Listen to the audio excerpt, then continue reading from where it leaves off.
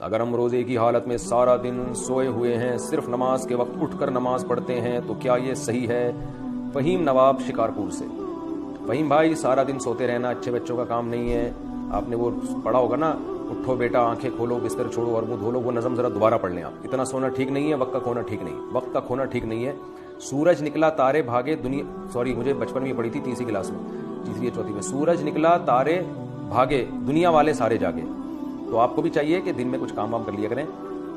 बहरहाल अगर कोई सारा दिन सोते हुए गुजार देता है तो रोज़ा फिर भी हो जाता है और गुनाह नहीं मिलेगा। गुनाह जब मिलेगा जब सोने की वजह से अल्लाह या मखलूक के हुकूक में कोई कोताही कर रहा हो। बहरहाल ये वैसे बजाते खुद अच्छा काम है नहीं, सारा दिन सोते रहना सेहत के लिए भी नुकसानदेह, लेकिन रोजे पे कोई असर नहीं पड़ता। रोजे का सवाब इंशाल्लाह आपको पूरा पूरा मिलेगा।